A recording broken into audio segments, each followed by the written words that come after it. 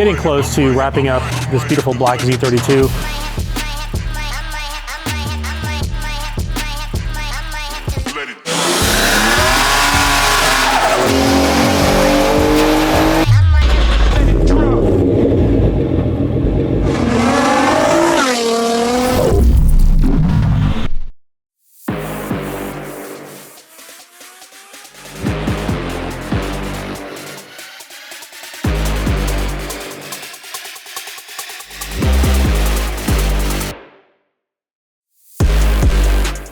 All right, guys, we are getting close to wrapping up this beautiful black Z32. This is the one we installed our intercoolers on and got our catch can set up on it, and we've also installed our billet MAF deletes on here. So this car is running a Haltech Elite. Don't need to worry about an MAF. And the other cool thing is we've also put in our catback. So this car has our downpipes, it's got our mid pipes, 3 to 2.5 inch. It had the old JWT Genie catback. Oddly enough, we've had 2 cars come through here with that setup. You usually don't see too many of those. I haven't made those in a really long time. But yeah, we've got our catback. We'll get this thing up in the air. And the other thing we're gonna be doing is the BDE low profile mounts. So we're gonna be doing that with the engine in. We'll drop the cross member. We noticed that the factory mounts weren't modified enough.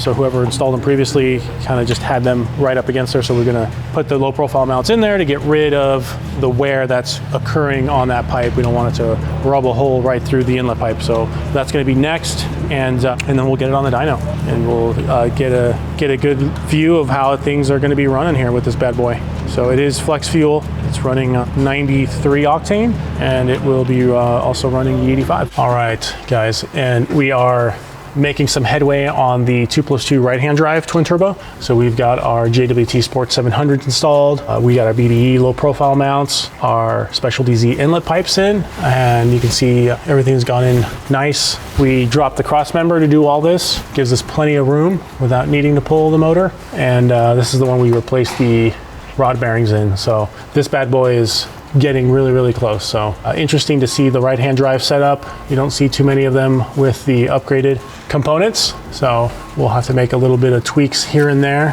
for best fitment, but it's coming along. Hopefully we'll have this thing up and running soon.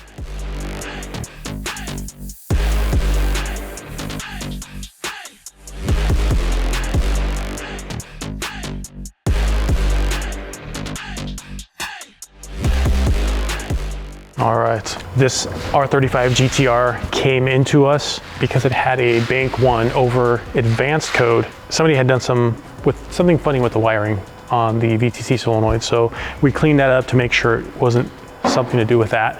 Drove it around for a little bit and that code would continually come up. So we checked our cam timing and you could see that there was a discrepancy between banks. So this motor has been built. Whoever assembled it originally probably just had the cam gears off, and that was the case. So when we got it all apart, we did the inspection on it, got everything on TDC, and we could tell that on bank 1, it was actually advanced by a chain or 2, so a tooth or 2 actually. So got that all fixed. We've replaced the chains, the guides, the tensioners. It's just good practice to replace all that stuff while you're in there. We don't know if it was replaced with the engine job, but we don't want to assume. So you don't want to be dealing with a chain that possibly has been reused and has some slack in it.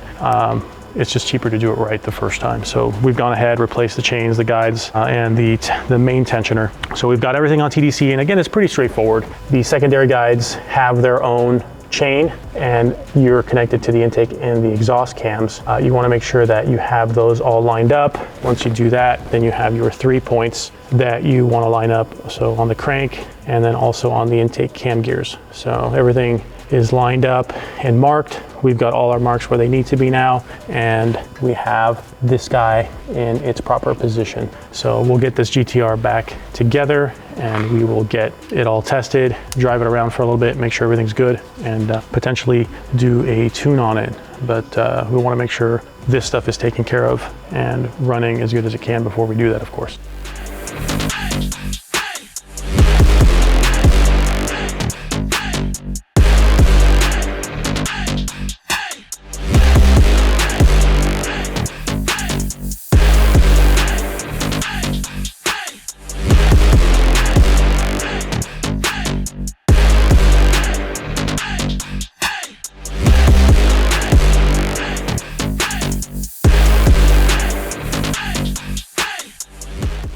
Okay, good to know. You know, Manny had a good intuition on how in getting this thing apart, because he's like, hey, let's do some preventative work. And I said, well, you don't have to, but it's good to do that, especially with some unknowns. When you buy a used car, you don't know what you're getting, right? So, guys, this 2016 R35 GT-R is just in for, you know, basic upgrades, but mainly preventative maintenance. And part of that, the customer wanted us to drop the trans and replace all 3 of the pressure sensors that are located in this transmission. And these Borg Warners, we have one in this valve body here.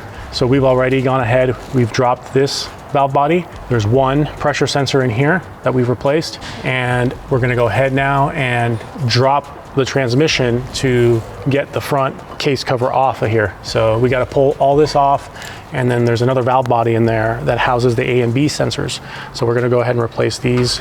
We got this from our good friend John at Shep Trans. These are the 68 bar pressure sensors. So, you know, if you have a TCM tune, you can rescale the tune for the sensor scaling in there, and we'll go ahead and we'll do that. And while we're there, we're going to go ahead and replace, of course, the pan filter or pickup filter, and we'll also replace the filter with a Concept Z filter. So this is going to be a OE replacement, factory Nissan style pan filter.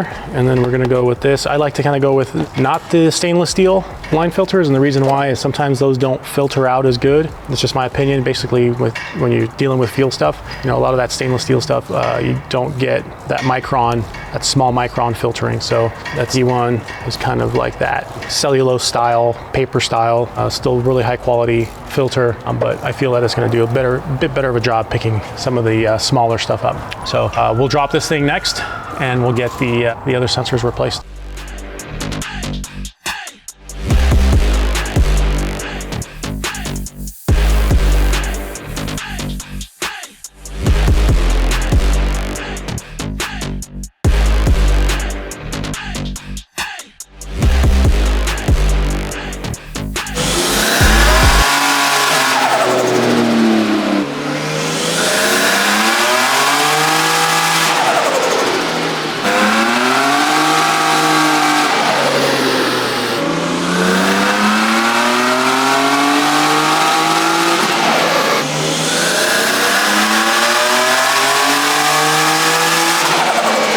All right, guys, Drift 350. All right, hear me out. Guy's got 2 Nissans. He's got an Infiniti G35 that he drifts. We did that one a few months ago on a Link ECU for him using the same Turbonetics kit.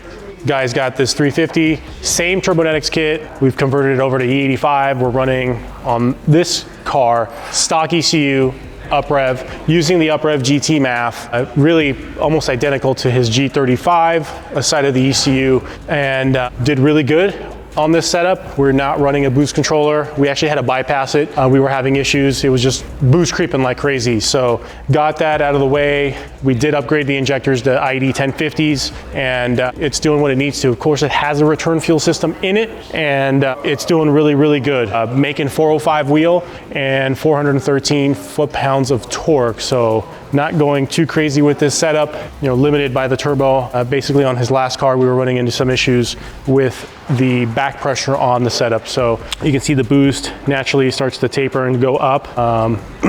So because of that, we didn't want to throw that boost controller in there and just have that thing going crazy. So really good, and he's ready to go take it out the track. So yeah, so it's just getting really nasty and slippery. So that's why we had to throw a couple of bodies back here. And it wasn't because it's like making a ton of power, but with the combination of the tires, the leaks, we needed to get that extra weight to get these tires to grip. So that's the reason why we had it. It wasn't making 1,000 horsepower, but slip is slip regardless. So that explains why it was going sideways on the dyno.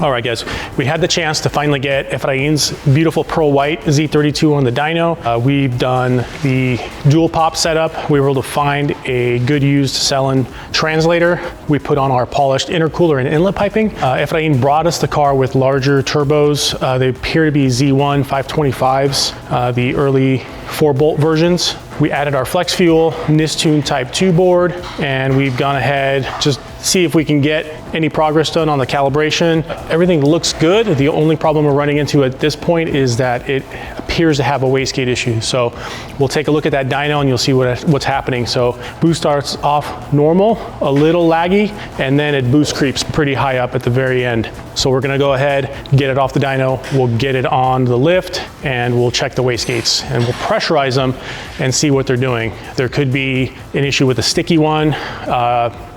It could be that it's partially opened, creating additional lag, and then it actually won't open further when it needs to. So that's why we could be having that boost creep issue.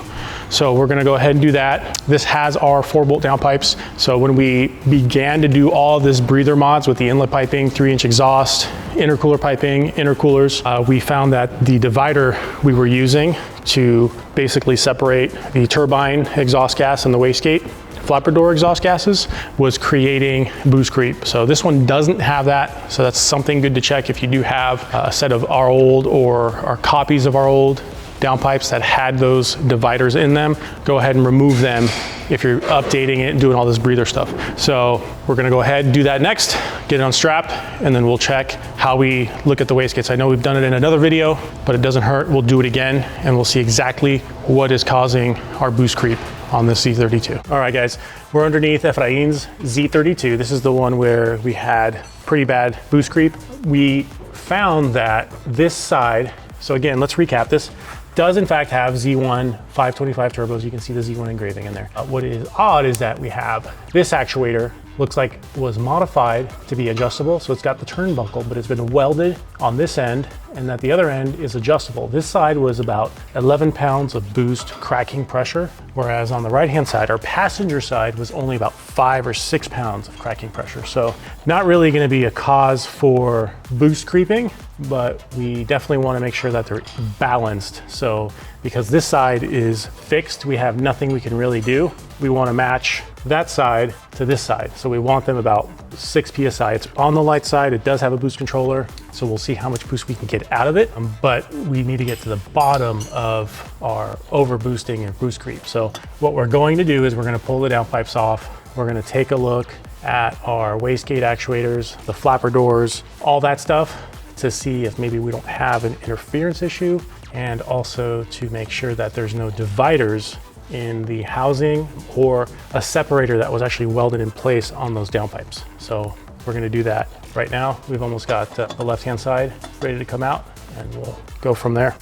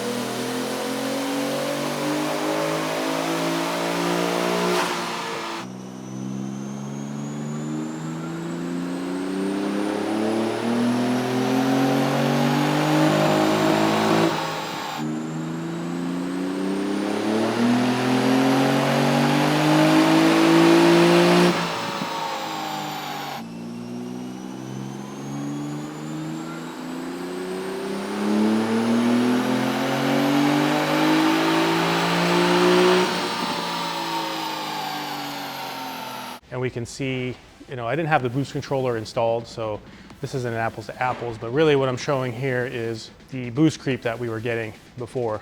So really it was a runaway freight train, right? Around 6,400 RPM and just going up to 23 pounds of boost.